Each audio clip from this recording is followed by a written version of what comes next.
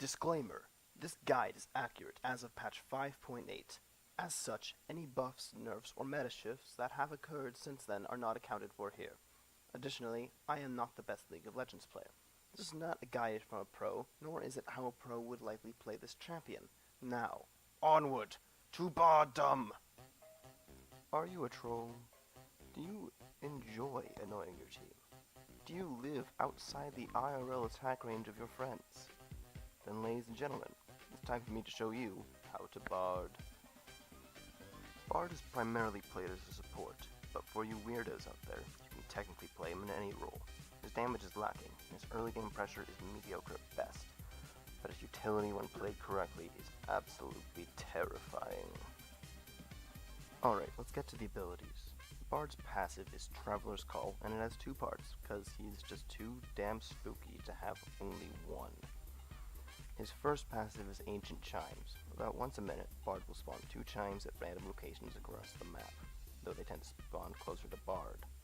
Bard can walk over a chime to collect it, giving him a chime stack, restoring 12% of his maximum mana, and granting him a stacking movement speed boost for a few seconds that falls off when he enters combat. It can also give a little bit of experience, but that's negligible, as it isn't enough to make up for what you miss from minions while you're collecting these things. Ancient Chimes is a pretty damn good ability, even if Riot trolls you by placing them under the enemy tower. It provides Bard with mana sustain and enough speed to get to his lane quickly if his marksman is in trouble. His second passive is Meeps. Once every few seconds, Bard summons one of these little dudes to his side.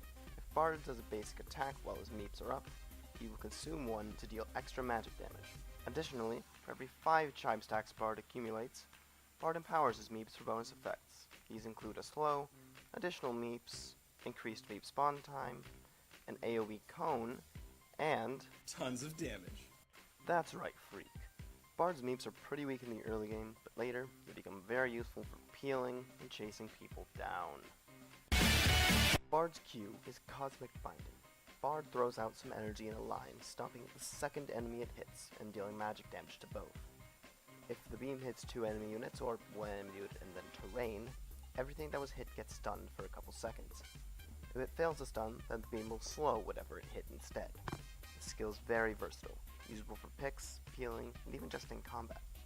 Take a point in Cosmic Binding at levels 2 and 5, then max it first. Bard's W is Caretaker Shrine. Bard places down a health pack at a target location. This health pack can be collected immediately for a short movement speed boost and a small heal, or after 10 seconds for the same movement speed boost and a larger heal. Bard is limited to 3 health packs on the lift at any given time, and placing a 4th will destroy the oldest. The exception to this is that Bard may cast a shrine directly on an ally for a targeted instant heal and speed buff. This does not interfere with his shrine limit in any way. These shrines are very useful in the early game, and leaving them for a mid laner or jungler at level 1 can help them significantly. In your own lane, having these set up will let you sustain pretty well, and having those in the right places can help you and your laner escape a jungle gank. Unfortunately, the heal is very inefficient. At rank 1, the heal is only 30 health, and it only improves to 70 when it's charged. This costs 100 mana. If you're not careful, you'll run yourself extremely quickly. The charge heal becomes irrelevant late game as no one wants to stand around for 10 seconds and wait for it, but the instant heal is good enough by then. For sustain, take points at Caretaker Shrine at levels 1 and 3. Max this skill second. Bard's E is Magical Journey! Woohoo! Drive by, motherfucker! With Magical Journey, Bard places a one-way portal on a targeted piece of terrain. Champions and clones may click on the open end of the portal to travel to the other end of the terrain. However, it isn't just allies. Yes, Bard's enemies may also take a magical journey, though they don't travel as quickly through it as his allies. Magical Journey is a very versatile skill, useful for wandering around, initiating, escaping, and baiting any member of either team. Though Magical Journey is arguably the best skill in the entire game, there isn't much advantage to upgrading it. Take a point at level 4 and max it last. Bard's ultimate is essentially a middle finger to everyone. With Tempered Fate, Bard takes everything in a large AoE, whether they be ally, enemy, turret, or neutral monster, and puts them all into a stasis for 2.5 seconds. This ability has a ridiculously long range, but it travels very slowly, making it difficult to hit at long range. Like his other spells, this is very versatile. Unlike his other spells, if you miss a Bartle, you stand a pretty good chance of either killing your allies or saving an enemy. Upgrading the skill doesn't make it more powerful in the slightest, but the cooldown gets much shorter as you put points into it, getting down to 54 seconds with level 16 and max CDR. As with all ultimates, take points at level 6, 11, and 16. Okay, on to the setup. For runes, Bard can really take whatever he wants, from full tank to full damage or anything in between. I personally like to take movement speed quintessences so I can get around faster while I'm collecting my chimes, armor seals and magic glyphs because I need to not die very quickly, and attack damage marks because I'm hitting people constantly anyway. But, see what works for you. As for masteries, Bard is less versatile. Being a support, he's essentially locked into taking 21 in utility no matter what happens. I take 0921, making sure to pick up experience and movement speed as Bard is out of lane in a lot collecting chimes, but I can skip out a mana regen and bonus mana as Bard's chimes provide enough mana to sustain on their own.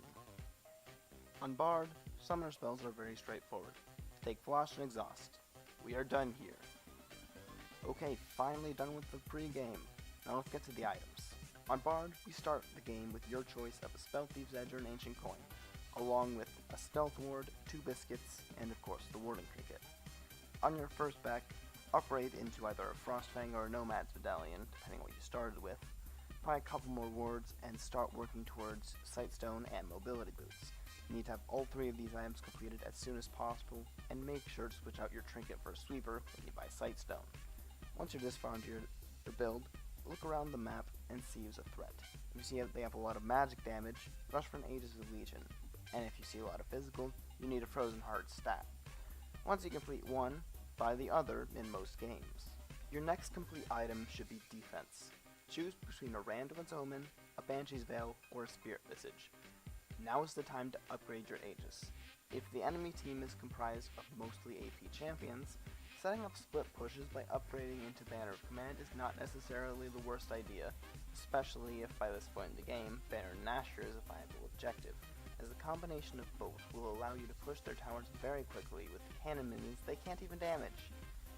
As much as I love Banner of Command though, if the enemy team has significant attack damage, it isn't worthwhile purchase, so just buy a Locket of the Iron Solari. Now, we upgrade our Sightstone and buy an Oracle's Lens. Now, don't you go thinking I forgot to upgrade the support item. At this point, if the enemy isn't dealing tons of damage to you, you can buy either a Talisman of Ascension or a Frost Queen's Claim if you so wish. But if either you don't feel like it, or their carries are one-shotting you, you can sell it for another situational item. Between Randuin's Omen, Thorn Mail, Banshees, Zerat Portal, Warmog's Armor, Righteous Glory, Zeke's Herald, Ardent Censer, or Spirit Visage. If the game isn't over by this point, by some miracle, just buy a lot of Iron Elixirs and enjoy the walking animation of Giant Bard. Oh, and buy Home Guards. Always buy Home Guards. At level 1, take a point into your health pack, then get roaming. Bard can have up to 3 on the map at a given time, and enough chimes spawn before minions meet in bot lane that you can recuperate your mana if you spend it. If your jungler is starting bot side, leave him a health pack next to his first camp. Also leave one next to the mid lane tower and one next to your own tower. If your jungler is starting top side, still put one in mid, but put the one that you would give to your jungler in your own lane. Additionally, if you leave one for your jungler, place that one first, so that if that guy messes up and doesn't collect it, you can place a third without worrying about denying your mid laner the heal.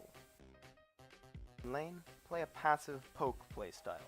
Throw meeps at your lane opponents to proc your Spell Thief, Sand Slash, or the Pickpocket Mastery. And make sure to keep your heal packs at a good distance. Too far and your ADC misses a wave every time he wants to heal. Too close and Leona steps on them. I would recommend freezing outside your own turret and placing them at the end of your tower range. Use your stun to set up good trades and to disengage, as your persistent damage is very low. Throughout laning phase, be conscious about your mana. Your heal has a high cost, so using it too much will run you Whenever you get a chance, pick up a chime to get some mana back.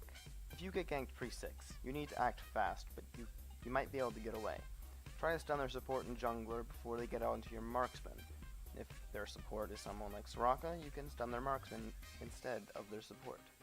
After this, slow the jungler down with meeps, speed your marksman to the shrine, and walk away hoping your marksman is intelligent enough to step on existing shrines.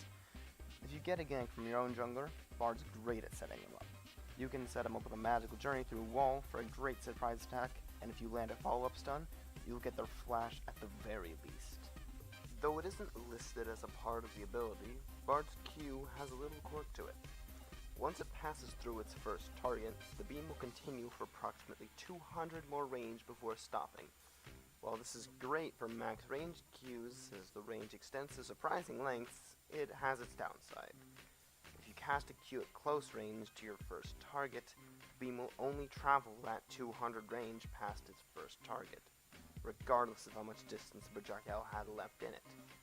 Take this into account when firing, as it makes stunning in places like the river very tricky if your target is alone.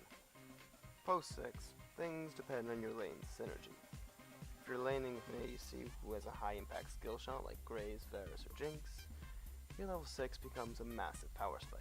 Land an ult, land a stun, and watch as they get a shotgun shell to the face. If you're letting someone like Trist or Twitch though, hitting 6 doesn't give you a whole lot of kill pressure, as the 2.5 second stasis doesn't let them do a whole lot if they don't have anything to line up. However, you can still use it to peel, so it's not entirely useless. Bard's ultimate has the potential to be the most useful ability in the entire game, though most people would rather kill their own team with it. If you're one of those guys, congratulations, have a cookie. Screwing your own team, however, is easy enough. Messing with the enemy is where things get both tricky and interesting. With Tempered Fate, Bard goes from being jungler friendly to being the jungler's butler. You land an ult on someone in any lane, and your hand Sejuani that laner on a silver platter. Bard's ult also allows him to gank mid himself, and if your mid has any crowd control or burst to speak of, this spell guarantees that it will land, unless your RA is a potato. Most often, you'll use your ult to initiate a fight. Simple in theory, when you have nearby allies, ult as many enemies as possible and stun a priority target as they leave the stasis.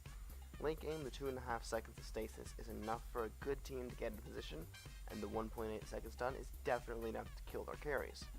However, this all stems from you landing your ultimate, and well, that thing kind of moves really slowly. Anyone who's conscious and has their flash up will be able to dodge it. So, if you're really far away, it's not the most reliable form of initiation in the game. Remember that Bard's ultimate can hit structures? Well, thanks to this, he has a free ohm wrecker in his kit. Throw it on the enemy tower, be careful not to hit any of the champion under it, and kill everyone hiding behind said tower while it can't help them. Bard ult is the only skill in the game that can disable epic monsters like Baron or Dragon. Take advantage of that.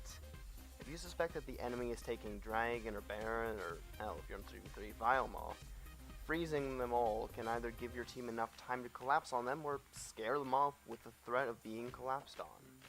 Have you ever had that oh shit moment where you chase someone a little too hard and accidentally hit Zonia's right when the enemy team collapses on you? Oh, me neither. In any case, with a combination of Magical Journey and Tempered Fate, Bard can force that moment on the entire enemy team at once. And it is hilarious when you manage to pull it off. Especially because you can Zonia someone even if they're not out of your magical journey yet. Oh yes, that is just the best feel. Much like how it can be used to gank mid early game, you can use Bard's ultimate to get picks on isolated targets. Ward up the enemy jungle and keep an eye out for wild Syndras. If you catch one, magical journey you and your pet Riven over to her and kill them. Also, very core to Bard's gameplay. If someone managed to get hit by a max range Bard ultimate and they die because of it, you need to BM them. It's not optional. Really.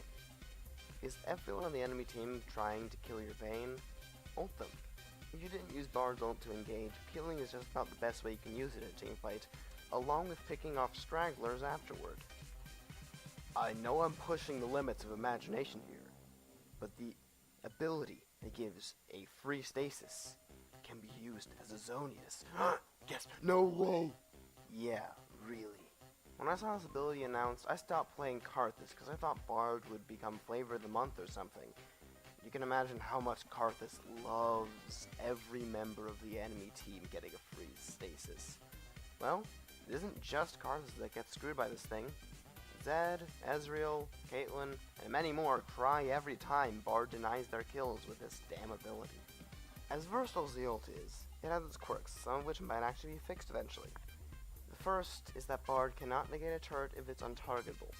Want to dive the enemy Nexus turrets? Sorry, take the nab first or you're wasting your ult. Want to dive the enemy fountain? Don't bother, you can't ult the obelisk. Second, Bard cannot ult the enemy Nexus or inhibitors. I get not being able to ult the enemy Nexus and inhibs, as there's literally no way that can benefit your team, but the fact that you can't ult your own caught me off guard in my first few games. Last, if you die as you cast it, the ult will not go off, but it will still do the animation. Nothing really game-breaking there, it's just frustrating how it seems like it should have gone off and you were so close. Magical Journey is one of the best baiting spells in the game. Most casts are used simply for wandering, but it has so much more potential. Depending on how stupid the enemy team is, you can bait them to their doom with incredible ease, from sending them under your tower or into your team, where they can just die, or sending them into your fountain. If they fall for that last one, BM them, and you get a cookie. If one or two enemies come out of your magical journey, you can stun both of them as they come out of the tunnel. If more go through, then you can either stun the first two, or ult them all. Additionally, if you want to go top or bot, you can use this spell as a free home guards once you hit level 4. If you and the enemy team are just standing around waiting for one team to engage on the other, you don't necessarily have to burn your ult. Your Q has a really short cooldown and a deceptively long range with that extension that I mentioned earlier. So if you can land it on a minion and say they're AD carry, then, well, you guys just gotta kill. It's that simple.